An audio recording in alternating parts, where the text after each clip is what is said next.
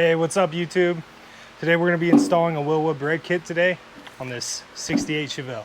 Yeah, so before we brought you guys the Pro Tour package, we did the front and rear coilovers, full suspension. We got the engine running on the last video. It's been about a year, so we're gonna go ahead and get these wheels off. We're gonna upgrade the brakes all the way around, and we're gonna try to also get the B&M shifter finished installed that we started on the last video. So go ahead and stay tuned, you guys.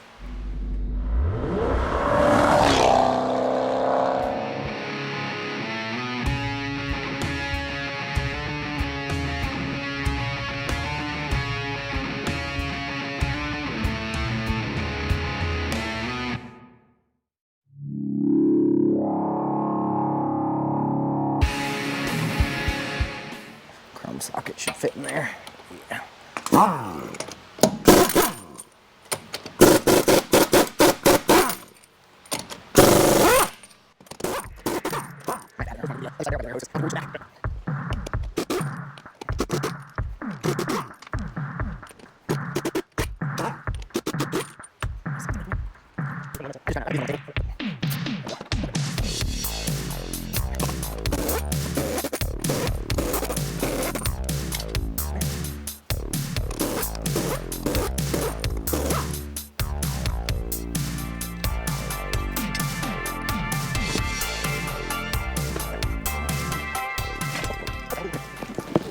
Alright, so here is your old C10 brakes.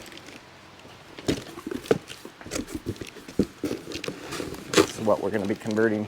Even though this already has a disc brake conversion, obviously with how much has been done to this car, we want something a little nicer than these. So.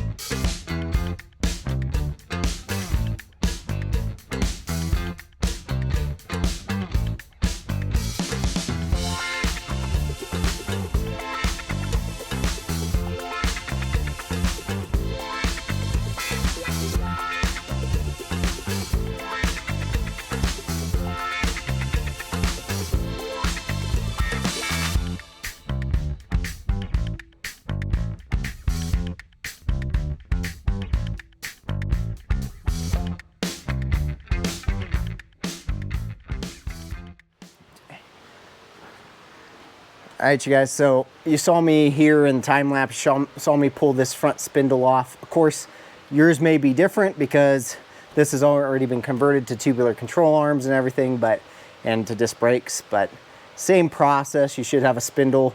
You'll want to take the upper and lower ball joint off. Your tie rod end bolts through that spindle as well. And on the rear, Trent's got this pulled apart. Okay, so you're gonna have, again, if you're drum brakes, you would just be removing your drum and your drum brakes. This has already been converted, so ours is a little different than your guys's, but the backing plate's gonna come off. So there's 4 bolts you can get through. If you have an axle like ours, get through the axle there.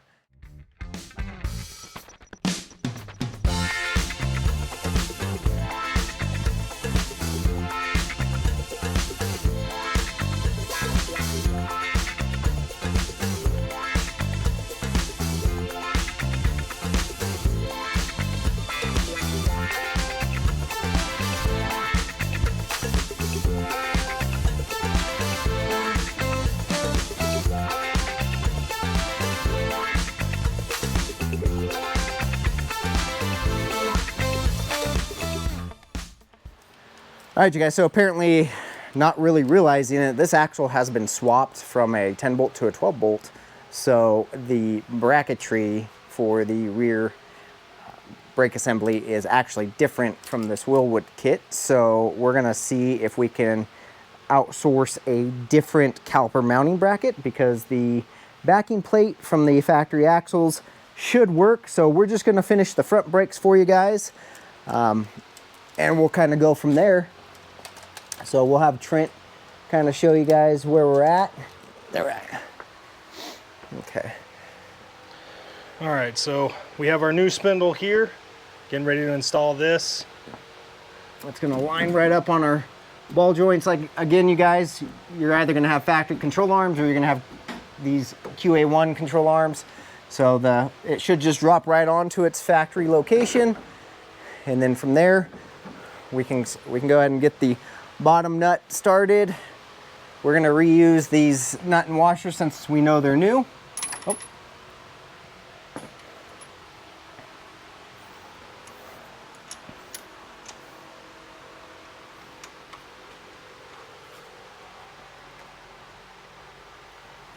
So we'll go ahead, and what we'll do is we'll lift this here. And this will just spin. We'll just go slowly. Ensuring, if you watch that rack arm there, make sure we're not lifting the car actually off the rack.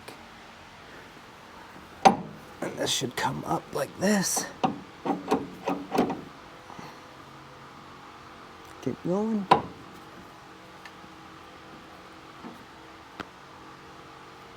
There it goes. All right, perfect. So there should be a nut and washer in the far back of the table. Right there, yeah. Okay. All right, so that one should be a 3/4, which the bottom one's that one, the 7/8 there.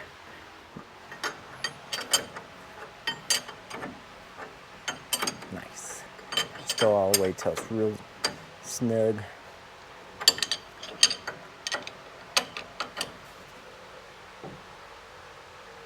There you go.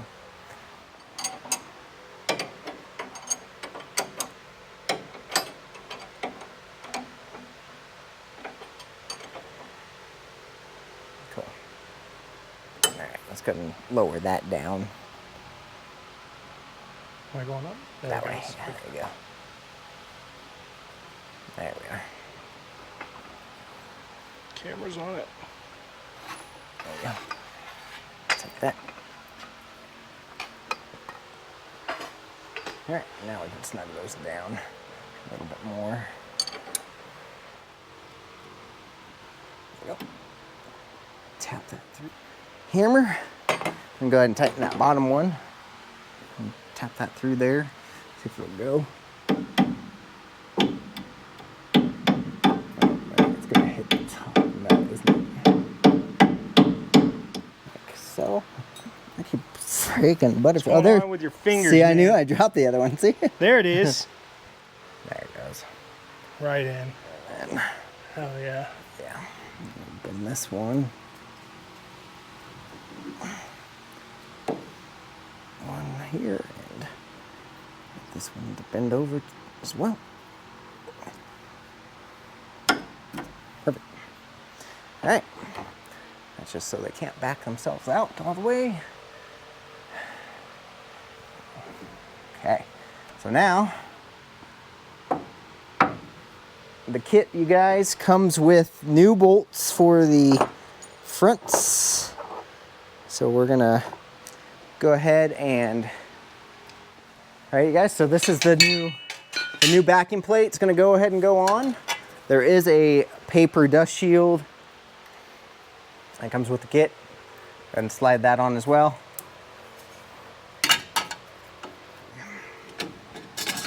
It's got to go behind with that angle. Yeah, I think you're right. Yeah. Slide that. Goes in there.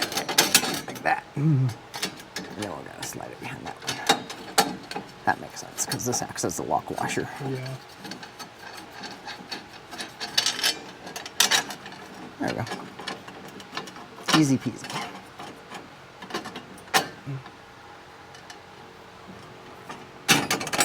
There goes. There was too much behind it. What's that? I said there was just too much space behind it. Yeah, that's how it goes right there. Okay, so let's get the 3/4 and the 3.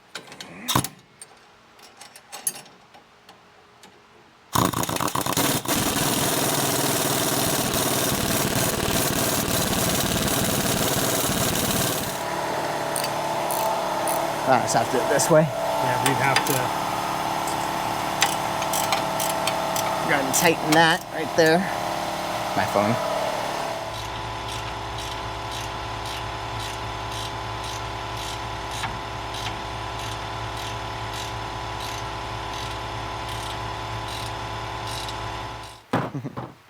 All right. Now we're nice and snug. Mm-hmm. All right, so that's done, that's done. Turn this back. Nice. And then we're gonna take this chisel and a hammer, and these are little locking tabs right here. One.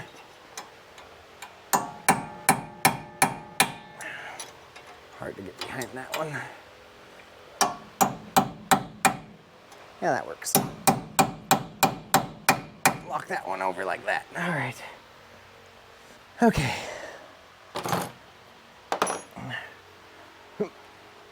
All right, you guys, so here is your backing cover with your caliper bracket there. So we're gonna go ahead and get the bearings, the seal, wheel bearing seal, the bearings. We gotta get the bearings greased up inside the new rotor. We'll slap all that together and then we'll get our caliper on. All right, so looks like our bearings are the same size as the ones that came out of these aftermarket rotors. So a good way to get your bearing out with the seal on is what you're going to do is you're going to throw the rotor back on the hub and you're going to put your axle nut on.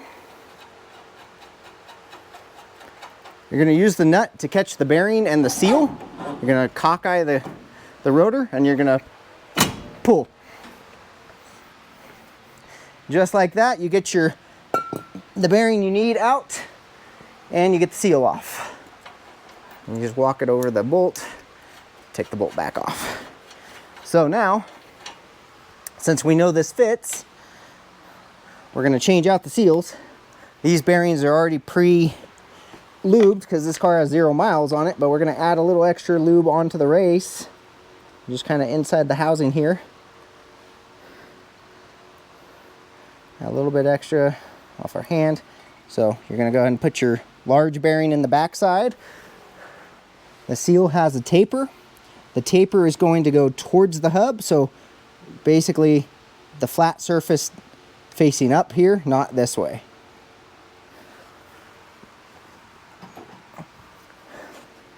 Just want to apply a little bit of even pressure all the way around until it gets started. And kind of jump on you a few times till it grabs. There it goes.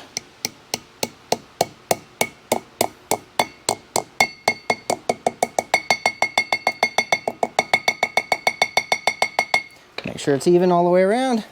Wipe off any excess grease. And we can take the rotor and we can go ahead and place it up on the hub. You'll feel your seal walk onto the neck of the spindle. That's how you'll know it's all the way on. You'll get some more grease. You're gonna fill in here on this race inside. All right, you know it's lubricated. Our bearing's already lubricated again. I'm gonna add a little extra to the bearing itself. And if you push on the bearing, it'll actually fill inside here and actually force the bearing to the back, the grease to the back side of the bearings there. So just gonna push it through. And just go ahead and give it a good amount. You're gonna lift up and center your rotor. Then you're gonna take your axle nut and your axle washer and your keyway. This will fit one way. It's got a groove. There's a groove on the spindle. So I'm gonna push that in like so. We'll go ahead and lock this down. Biggest thing is you don't want to over tighten these. Many people over tighten these and they wipe out the wheel bearings. They're very, very loose. There's not a lot of tension on them. So what I like to do, take a pair of channel locks.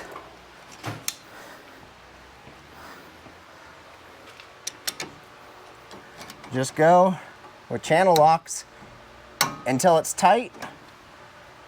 Give it a few spins, make sure it's centered. Then you're gonna back it off. And then you're gonna go just till it's snug.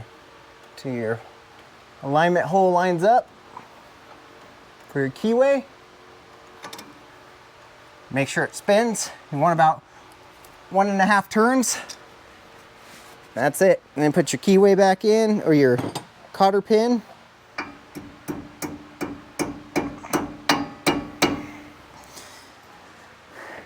Grab some pliers. Pull it through the rest of the way and then bend it over. New cap go on. Give it a couple love taps. Once it starts, then we're going to take a flat punch on this lip.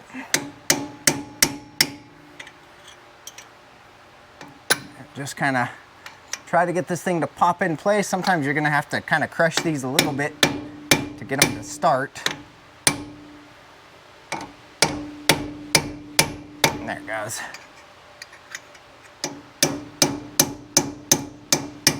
There it is.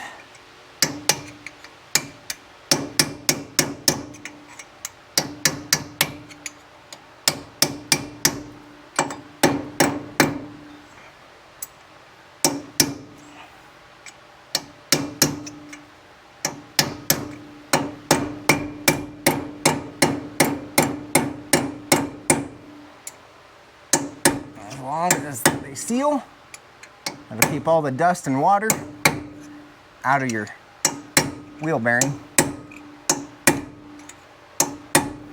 Good. All right. All right, you guys, so these copper bushings, you're gonna go ahead and push these in. There's an O-ring inside. You'll push until you fill that O-ring, hold those into place. These outer pads have these keyways that will hold inside the rotor, or sorry, inside the caliper, and line up for you. This inner one, however, you have to kind of hold it in place as you line the caliper up. Once you get into the right spot, if you hold the brake pad from the inside, from the back side there, you should be able to kind of line your bolts up one at a time. Just like that. We're gonna get this should be some Allen keys, 3/8.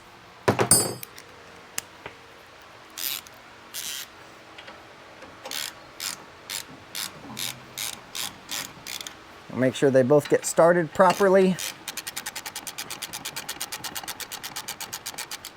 They don't need to go crazy tight, but just make sure they're snug.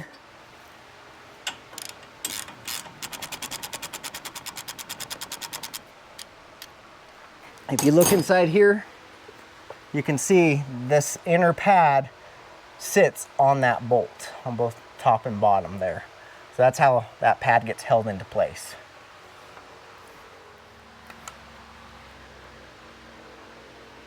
There you guys have it. All right, so these are in. You're just gonna reverse the process on the other side. We're gonna do the brake lines at a different time once we get the mounting area ready for the back. Thanks for watching JP Street and Performance.